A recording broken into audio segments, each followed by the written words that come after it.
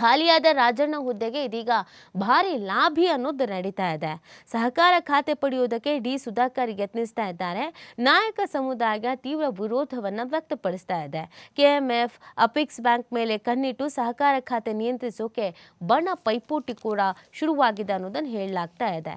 ಸಂಪುಟದಿಂದ ಕೆಎನ್ ರಾಜಣ್ಣ ವಜಾದ ಬೆನ್ನಲ್ಲೇ ಅವರು ನಿರ್ವಹಿಸ್ತಾ ಇದ್ದ ಸಹಕಾರ ಖಾತೆಗೆ ಭರ್ಜರಿ ಲಾಭಿ ಆರಂಭಗೊಂಡಿದ್ದು, ಸಚಿವ ಡಿ ಸುಧಾಕರ್ ಅವರು ಈ ಖಾತೆಗೆ ಹೈಕಮಾಂಡ್ ಮಟ್ಟದಲ್ಲಿ ಪ್ರಯತ್ನವನ್ನು ಆರಂಭಿಸಿದ್ದಾರೆ ಅನ್ನೋದನ್ನು ಹೇಳಲಾಗ್ತಾ ಇದೆ. ಇದರಿಂದ ತಲ್ಲಣಗೊಂಡಿರುವಂತಹ ನಾಯಕ ಅಂದ್ರೆ ವಾಲ್ಮೀಕಿ ಸಮುದಾಯದ ಶಾಸಕರ ನಿಯೋಗ ಬುಧವಾರ ಮುಖ್ಯಮಂತ್ರಿ ಸಿದ್ದರಾಮಯ್ಯ ಅವರನ್ನ ಭೇಟಿ ಮಾಡಿ ಯಾವುದೇ ಕಾರಣಕ್ಕೂ ನಾಯಕ ಸಮುದಾಯದಿಂದ ತೆರವಾಗಿರುವಂತಹ ಖಾತೆಗಳನ್ನ ಬೇರೆ ಜಾತಿಯವರಿಗೆ ನೀಡಬಾರದು ಅಂತ ಪಟ್ಟು ಹಿಡಿದಿದೆ. ಇಷ್ಟಕ್ಕೂ ಸಹಕಾರ ಖಾತೆಗಾಗಿ ದೊಡ್ಡ ಪ್ರಮಾಣದಲ್ಲಿ ಲಾಭಿ ಆರಂಭವಾದಾಗಲೂ ಕೂಡ ಅಪೆಕ್ಸ್ ಬ್ಯಾಂಕು, ಡಿಸಿಸಿ ಬ್ಯಾಂಕು ಹಾಗೂ ಕೆಎಂಎಫ್ನಂತಹ ಸಹಕಾರಿ ಸಂಸ್ಥೆಗಳ ಮೇಲೆ ಹಿಡಿತ ಪಡೆಯುವುದಕ್ಕೆ ಕಾಂಗ್ರೆಸ್ನ ಬಣ ಬಡಿದಾಟ ಕಾರಣ ಅಂತ ಹೇಳಲಾಗ್ತಾ ಇದೆ.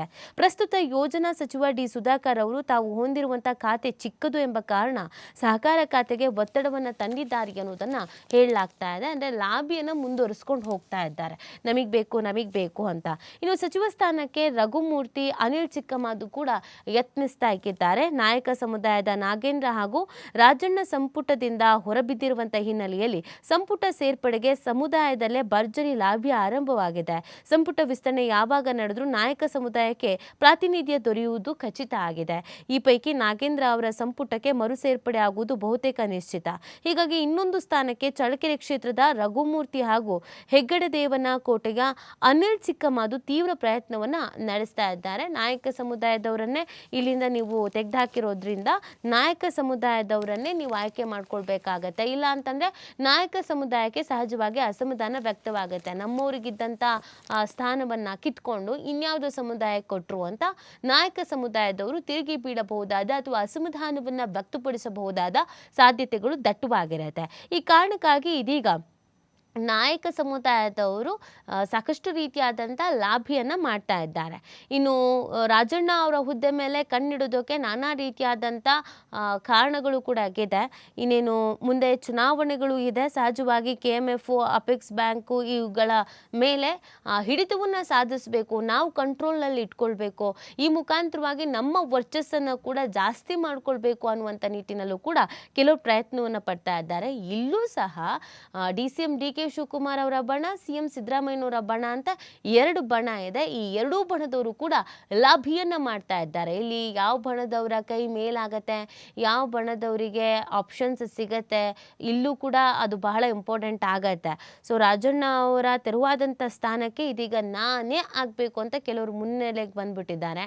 ಇನ್ನು ಕೆಲವರಿಗೆ ಅವಕಾಶ ಸಿಗೋದು ಕಡಿಮೆ ಅಂತ ಹೇಳಲಾಗ್ತಾ ಇದೆ. ರಾಜಣ್ಣ ಅವರಿದ್ರೆ ಒಂದು ಹಿಡಿತ ಸಾಧಿಸ್ತಾ ಇದ್ರು. ಮುಂಬರುವಂಥ ಕೆಎಂಎಫ್ ಆಗಿರ್ಬೋದು, ಬೇರೆ ಬೇರೆ ಚುನಾವಣೆಗಳಿಗೆ ಸಂಬಂಧಪಟ್ಟಂತೆ ಈಗ ರಾಜಣ್ಣ ಇಲ್ಲ ಅಂತ ಅಂದಮೇಲೆ ಆ ಹುದ್ದೆ ನಮಗೆ ಬೇಕಾಗತ್ತೆ, ನಾವೇ ಆ ಹುದ್ದೆನ ನಿಭಾಯಿಸ್ತೀವಿ ಅಂತ ಕೆಲವರು ಬೇಡಿಕೆನ ಇಟ್ಟಿದ್ದಾರೆ. ಸೊ ಸಿಎಂ ಮತ್ತು ಡಿ.ಸಿ.ಎಂ ಎರಡೂ ಬಣದವರು ಕೂಡ ಈ ರೇಸ್ನಲ್ಲಿ ಇರುವಂಥ ಹಿನ್ನೆಲೆಯಲ್ಲಿ ಯಾರಿಗೆ ಅವಕಾಶ ಸಿಗುತ್ತೆ, ಯಾರಿಗೆ ಅವಕಾಶ ವಂಚಿತರಾಗ್ತಾರೆ ಅನ್ನೋದೊಂದು ಪ್ರಶ್ನೆ ಇದೆ. ಹೈಕಮಾಂಡ್ ಗಮನಕ್ಕೂ ಇದು ಸಹಜವಾಗಿ ಬಂದೇ ಬರುತ್ತೆ. ಇಲ್ಲಿ ಹೈಕಮಾಂಡ್ ನಾಯಕರು ಯಾರನ್ನ ಆಯ್ಕೆ ಮಾಡ್ಕೊಳ್ತಾರೆ ಅನ್ನೋದು ಕೂಡ ತುಂಬಾನೇ ಇಂಪಾರ್ಟೆಂಟ್ ಆಗುತ್ತೆ. ಯಾಕಂದ್ರೆ ಈಗ ಕಾಂಗ್ರೆಸ್ನಲ್ಲಿ ರಾಜ್ಯದಲ್ಲಿ ಆಗ್ತಿರುವಂಥ ಬೆಳವಣಿಗೆಯನ್ನು ನೋಡಿದಾಗ ಹೈಕಮಾಂಡ್ ಎಲ್ಲದಕ್ಕೂ ಇನ್ವಾಲ್ವ್ ಆಗ್ತಾ ಇದೆ ಅನ್ನೋದಂತೂ ಖಂಡಿತವಾಗಿ ನಾವು ನೋಡ್ತಾ ಇದ್ದೀವಿ. ನಾಯಕರುಗಳು ಅಂದ್ರೆ ಇಲ್ಲಿ ರಾಜ್ಯದ ನಾಯಕರುಗಳು, ಸಿಎಂ ಆಗಿರ್ಬೋದು, ಡಿ.ಸಿ.ಎಂ ಆಗಿರ್ಬೋದು, ಇವ್ರುಗಳು ಏನೇ ಮನವಿ ಮಾಡಿಕೊಂಡ್ರು ಅದು ಯಾವುದಕ್ಕೂ ಬಿಲ್ಕುಲ್ ಓಕೆ ಅಂತ ಒಪ್ಕೊಳ್ತಾ ಇಲ್ಲ. ಹೈಕಮಾಂಡ್ನ ನಾಯಕರು ಸಮಯಾವಕಾಶ ಕೇಳ್ತಾ ಇದ್ದಾರೆ, ಚರ್ಚೆ ಮಾಡಬೇಕು ಅಂತ ಹೇಳ್ತಾ ಇದ್ದಾರೆ, ಬೇರೆ ಬೇರೆಯವ್ರ ಜೊತೆಗೆ ಚರ್ಚೆ ಮಾಡ್ತಾ ಇದ್ದಾರೆ. ರಾಜ್ಯದಲ್ಲಿ ಏನಾಗ್ತಿದೆ ಅಂತ ಖುದ್ದಾಗಿ ಉಸ್ತುವಾರಿಯನ್ನು ಕಳಿಸಿ ನೋಡ್ತಾ ಇದ್ದಾರೆ. ಉಸ್ತುವಾರಿಗಳು ಮೀಟಿಂಗ್ ಮಾಡ್ತಾ ಇದ್ದಾರೆ, 1-to-1 ಮಾತುಕತೆ ನಡೆಸ್ತಾ ಇದ್ದಾರೆ, ಬೇರೆ ಬೇರೆ ಶಾಸಕರ ಅಭಿಪ್ರಾಯವನ್ನು ಸಂಗ್ರಹಿಸ್ತಾ ಇದ್ದಾರೆ. ಅದೆಲ್ಲ ಆದಮೇಲೆ ಅಳೆದು ತೂಗಿ ಅವರೇ ಒಂದು ಹೆಸರನ್ನ ಅನೌನ್ಸ್ ಮಾಡ್ತಾ ಇದ್ದಾರೆ. ಮೊದಲೆಲ್ಲ ಸಿಎಂ ಮತ್ತು ಡಿ.ಸಿ.ಎಂ ಒಂದು ಪಟ್ಟಿನ ತೆಗೆದುಕೊಂಡು ಹೋದ್ರು ಅಥವಾ ಒಂದಿಬ್ರು ಹೆಸರು ಹೇಳಿದ್ರು ಅಂದರೆ ಅದನ್ನು ಫೈನಲ್ ಮಾಡ್ತಾ ಇದ್ರು. ಬಟ್ ಇತ್ತೀಚಿನ ಬೆಳವಣಿಗೆ ಕಾಂಗ್ರೆಸ್ನಲ್ಲಿ ಆಗ್ತಾ ಇರೋದನ್ನು ನಾವು ಗಮನಿಸಿದಾಗ ಹೈಕಮಾಂಡ್ ನಾಯಕರೇ ಖುದ್ದಾಗಿ ರಾಜ್ಯದಲ್ಲಿ ಯಾವ ಸ್ಥಾನಕ್ಕೆ ಯಾರನ್ನು ಕೂರಿಸ್ಬೇಕು, ಯಾರನ್ನು ಕೈ ಬಿಡಬೇಕು ಅನ್ನೋದ್ರ ಬಗ್ಗೆ ಯೋಚನೆ ಮಾಡಿ ಆ ನಂತರ ನಿರ್ಧಾರ ತೆಗೆದುಕೊಳ್ತಾ ಇರೋದ್ರಿಂದ ರಾಜಣ್ಣ ಸ್ಥಾನಕ್ಕೆ ಯಾರನ್ನು ಕೂರಿಸ್ಬೇಕು ಅನ್ನೋದ್ರ ಬಗ್ಗೆ ಹೈಕಮಾಂಡೇ ತೀರ್ಮಾನವನ್ನು ಕೈಗೊಳ್ಳಬಹುದಾದ ಸಾಧ್ಯತೆಗಳು ದಟ್ಟವಾಗಿದೆ.